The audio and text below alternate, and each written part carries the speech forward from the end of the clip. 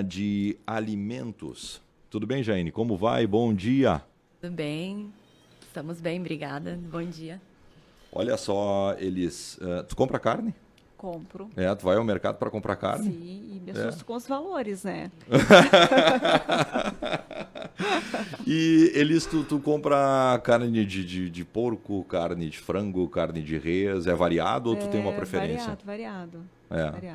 E daí tu olha no expositor ali a carne, como é que é? Olho no expositor, mas eu sei que agora vem algumas dicas Tu super escolhe ou tu importantes. pede a dica do açougueiro? Olha, depende do dia. É. Às vezes eu peço a dica. Às vezes, quando é mais rápido, né, vai no que está exposto ali mesmo, né? Legal, porque o nosso tema hoje aqui com a Jaine são as regras para a exposição e venda de carnes e outros alimentos para garantir uma segurança alimentar de quem compra o produto. E aí, Jaine, como é que estão os nossos supermercados aqui da região? Qual é a avaliação que tu fazes? A nossa região tem uma certa deficiência, mas atende em algumas unidades, assim. Não dá para dizer que em todos os locais está tudo ok, né? Nós temos a questão de efetividade, então, de fiscalização em cima desses estabelecimentos também, que muitas vezes não acontece com a devida frequência, talvez, né? Mas, no geral, nós estamos bem. É uma região, comparada com outros estados, que atende a legislação de forma mais correta. Jaine, já aproveitando, eu enquanto consumidora, né, já que o Moisés já me questionou também, né, Claro. vou ao mercado e olho a data de validade. Além disso, o que mais o consumidor deve olhar ao comprar uma carne ou produto de origem animal, principalmente? Sim, a gente pode ter vários cuidados quando for ao supermercado para fazer a compra de produtos de origem animal, principalmente a carne. A carne, ela vem, a questão de procedência é uma das coisas mais importantes, então garantir que essa carne não seja de um abate clandestino, alguma coisa assim. Então vai ter a presença da etiqueta de algum estabelecimento registrado com o SIM, né? Vai ter a presença dessa etiqueta. Algumas peças de carne têm aquele carimbo que muitas vezes nós não gostamos, que tem essa presença do carimbo na carne. Que não mas prejudica a qualidade da carne. não prejudica, é só uma forma de garantir a identificação pelo consumidor também. A questão de temperatura, sempre cuidar para tu estar recebendo uma peça que esteja geladinha, né? Quando nós pegamos a embalagem, perceber isso. As visas, elas têm que estar em temperatura adequada, bem como a sala de industrialização, onde é feita a desossa dessa carne, também tem que ser fechada e em temperatura. Então, tem algumas coisas que a gente pode cuidar quando estamos no supermercado para observar se ele está atendendo essas demandas. O que tu enxerga, e daí tu fala de algumas deficiências, o que tu enxerga como o maior problema, assim, o maior vilão entre os problemas do momento, e daí eu falo principalmente do açougue, na exposição ou na maneira como aquele estabelecimento vende o produto animal? A primeira, e eu acho que uma das mais importantes coisas que a gente não percebe, ou percebe com pouca frequência, é a questão das boas práticas, né? Nós temos a questão de o manipulador fazer sempre higienização das mãos, sempre que trocar de atendimento de uma pessoa para outra. E dele precisa lavar a mão com o quê, Jane? Sabonete asséptico, né? Não adianta só passar uma água. Não adianta só passar uma Limpar água. com guardanapo. Também não. O uso de toalhas também não é permitido dentro de área de manipulação de alimentos. Bom, e daí a gente chama a atenção do açougueiro, o que a gente faz? É uma possibilidade, não? Ô, cara, tu não tá passando aí o sabonete na mão? Fica ruim, né? É uma possibilidade de alertar, talvez, a direção desse estabelecimento. Olha, pessoal, tem umas coisinhas lá que vocês podem estar contaminando mais produtos, pode acontecer um risco de saúde pública ali a respeito de algum tipo de micro-organismo, uma proliferação, um contato indevido por contaminação cruzada. Por exemplo, eu vou utilizar uma faca para abrir uma embalagem de frango e essa mesma faca eu vou fazer um corte numa carcaça de suíno. E vou atender um cliente utilizando toda a mesma faca. Então, é uma contaminação cruzada que tu tem que evitar na área de manipulação. Claro que quando Bom, isso a gente vê toda hora, É gente. verdade, é comum, infelizmente. infelizmente. Exatamente, é comum tu ver esse... não é um descuido, é uma falta de prática, talvez, né? A vigilância sanitária, assim como o MAPA, eles exigem treinamentos regulares. Então, a questão de boas práticas não é tu fazer um treinamento de boa prática esse ano e daqui 6 anos, quando vier novamente uma fiscalização, eu solicitar. É uma coisa de, diariamente, tu instruir a tua equipe de regras que devem ser seguidas para evitar algum tipo de contaminação e o risco à saúde, né? E quais seriam, Moisés, esses riscos à saúde, já que você está tocando nessa parte? Uma contaminação alimentar, né? Por exemplo, tu consumir uma carne mal passada ou alguma coisa assim e ter uma salmonela, até a própria embalagem, tu trabalhar com ela, levar ela para casa, não fazer higienização das mãos quando tu tá preparando isso para um churrasco. Então, tem várias formas de tu transmitir esse micro-organismo, né, dentro da área de manipulação e até quando tu chegar em casa nesse estabelecimento. Jane, deixa eu só citar um exemplo aqui que a gente falou aqui que acontece toda hora e de fato acontece. Claro que nós temos estabelecimentos que o açougueiro, até o chefe daquela seção, ele vai se preocupar mais. Vamos citar um exemplo aqui para desenhar para o ouvinte, para quem está na live vai conseguir também perceber que é assim que acontece. O ideal seria o açougueiro pegar o frango, ele abre aquele pacote, ele manipula em cima daquela tábua, depois ele higieniza a faca, higieniza as mãos, higieniza o ambiente, higieniza a tábua. Esse seria o ideal. Esse seria o ideal. E também os açougues não são permitidos para preparo de temperos e industrialização, né? Então, o frango temperado não pode. Desde que venha direto de indústria. Ele pode ser só porcionado e pesado na presença do consumidor. Bom, mas daí, Jaine, por exemplo, aquele tempero que o açougueiro coloca na hora, não, vou temperar um frango para ti, ele não pode fazer isso? Não. Isso não é permitido? Em açougues, não. Agora, se eu comprar ele dentro, como é que fala, do pack ou do vácuo, daí sim. Isso. Estando temperado, pode. Isso sim. Se ele vier da indústria, né, já pronto, pode ser um pacote até maior, mas o fracionamento é permitido. A manipulação que agregue, ou, por exemplo, fazer um embutido, fazer um tempero, fazer uma defumagem, isso não é permitido para açougues. Então... E Jaine, os cuidados em casa... Ao trazer para casa esse alimento, é bom sempre a gente manter também essa questão de ter uma tábua para cada alimento de forma distinta, né? Por exemplo, não utilizar a mesma que tu vai utilizar para o frango, tu utilizar para fazer os temperos ou coisas que tu vai botar sem passar pelo processo de cozimento. Então, é importante tu ter esse cuidado na tua cozinha para evitar contaminação cruzada. Dentro de casa, o que mais acontece é a gente ter um pano de apoio, né? Tu vai fazendo as coisas, tu vai passando a mão ali naquele pano, e isso é um problema. O famoso paninho. O famoso pano da avó, né? Então, nós temos sempre esse pano de apoio que evita que a gente lave a mão com tanta frequência. Porém, em casa, nós também devemos ter esse cuidado, tá? Principalmente com produtos que são in natura e produtos que tu vai preparar cozidos, né? Quais são as carnes que nos geram mais preocupação ou que a gente deveria prestar mais atenção na hora de manipular? De açougue, né? Digamos assim, quando nós fomos fazer a compra desse produto, tomar bastante atenção com a carne moída, né? E também com esses temperados. Pedir para moer na hora? Ideal. Escolhe a peça e pede para moer na hora.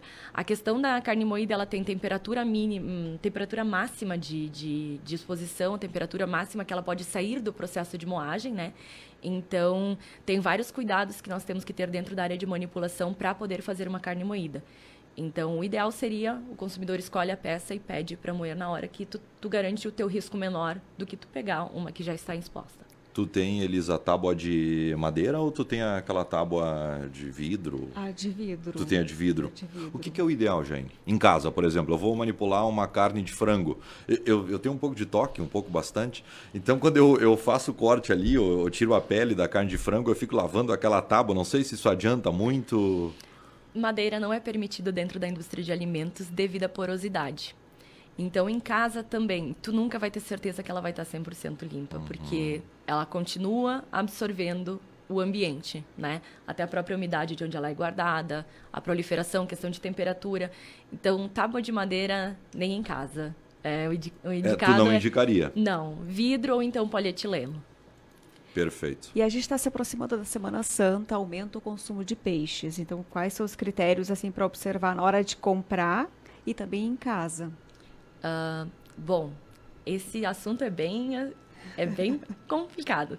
Nós temos vários locais que fazem a famosa feira, né? Então, se tiver uma feira que tiver a presença de abate e entrega do animal pronto, finalizado, tem várias regras de fiscalização a serem seguidas. Isso varia de município a município como que é atender essa questão, tá? Mas sempre preferir por um peixe fresco, né? E se tiver a opção, um fresco refrigerado, sob refrigeração, ou então o congelado ainda é mais seguro do que um peixe de feira. Porém, tu pode pegar um peixe de feira e até mesmo abater em casa, né? Não tem outra alternativa, é o indicado. O Fábio Lima, o Fábio Bala está participando aqui, ele está falando o seguinte: por isso que eu faço meu próprio tempero em casa. Eu acho que ele está se referindo aqui à carne de frango. Daí ele diz que ele sabe o que ele está fazendo e usando. Ele diz que ele manja, e manja mesmo, hein? O Fábio Bala é incrível. O Charles Edu está falando o seguinte: por que é tão difícil achar tripa recheada, tripa grossa recheada? E é bom, né, o Charles? Devido à industrialização, né? Claro. A açougue não é liberado para fazer esse tipo de produto, né? É uma dúvida. O nosso ouvinte aqui manda uma mensagem bem interessante, e é uma dúvida que eu tenho também. É passível de multa, por exemplo, no estabelecimento que tempera a carne de frango na hora?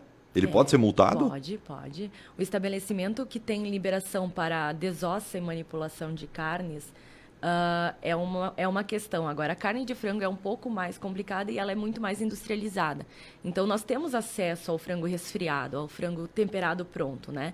Então, claro que tem a questão de o nosso açougueiro aqui faz melhor do bairro, é o melhor tempero. Uhum. Porém, não é indicado pela questão de saúde mesmo. Perfeito, Elis. Não, interessante, porque a gente não está querendo aqui falar que, não compra... Não, são cuidados com a carne, independente dela, se é de res, de frango, ou de porco, ou de qualquer outro, de qualquer outro animal, né? Então, é importante ter esse cuidado. Acho que essa da tábua aí foi espetacular, né? Vamos trocar em casa, né?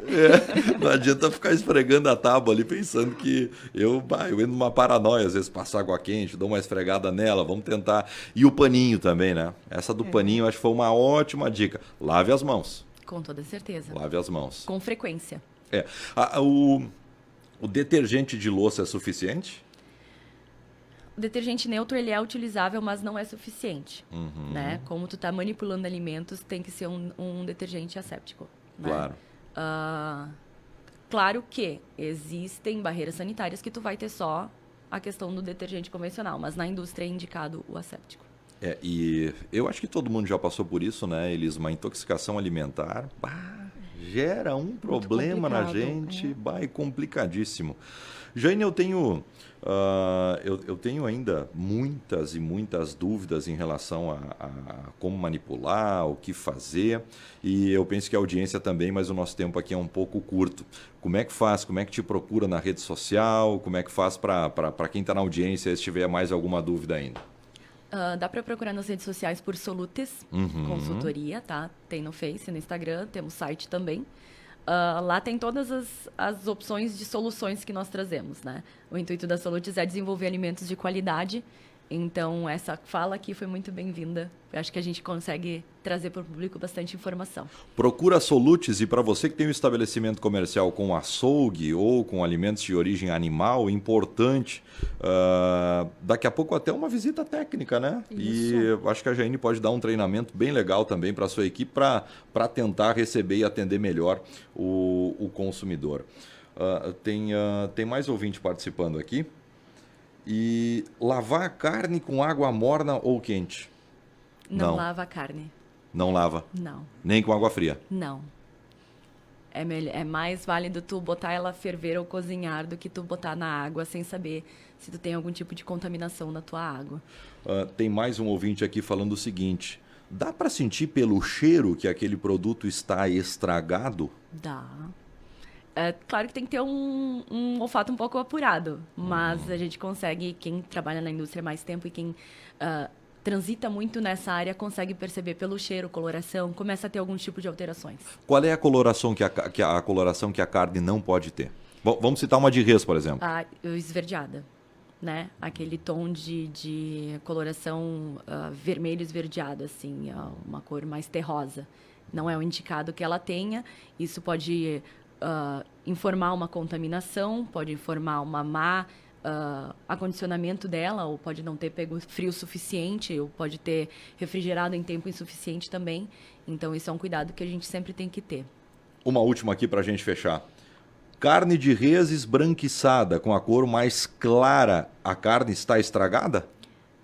Pode ser que sim, pode ser que não. Nós temos... É que tem alguns pedaços, né? Algumas partes da carne de gado, né? Ela é um pouco mais clara. E dentro de um abate, de um frigorífico, nós temos classificações de carnes de acordo com o estresse animal.